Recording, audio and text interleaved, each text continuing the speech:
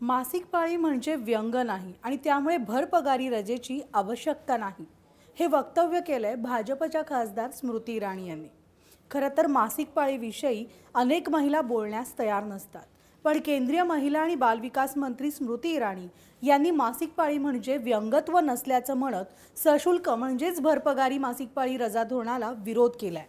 राष्ट्रीय जनता दलाचे खासदार मनोज कुमार झा यांनी भारतातील मासिक पाळी धोरणाबाबत विचारलेल्या प्रश्नावर उत्तर देताना स्मृती इराणी यांनी बुधवारी राज्यसभेत हे वक्तव्य केलंय।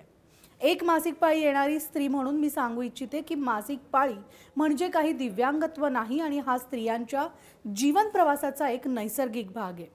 स्त्रियांना समान संधी नाकारल्या जातील अशा गोष्टी आपण मांडू नयेत, कारण ज्यांना मासिक पाळी येत नाही अशा व्यक्तीचा मासिक पाळीविषयीचा विशिष्ट दृष्टिकोन असतो, असंही स्मृती इराणी राज्यसभेत बोलल्या। गेल्या आठवड्यात काँग्रेस खासदार शशी थरूर यांच्या प्रश्नाला उत्तर देताना स्मृती इराणी यांनी लोकसभेत सांगितलं होतं की भरपगारी मासिक पाळी रजा जी आहे ती सगळ्या कार्यालयांमध्ये अनिवार्य करण्याच्या तरतुदीबाबत कोणताही प्रस्ताव सरकारच्या विचाराधीन नाहीये। अत्यल्प महिला किंवा मुली गंभीर डिस्मेनोरिया किंवा तत्सम तक्रारींनी ग्रस्त आहेत आणि यापैकी अनेक जणींचा त्रास हा औषधानं बरा होतो, असं देखील बुधवारी राज्यसभेत सादर केलेल्या लेखी प्रतिसादात सांगितलंय।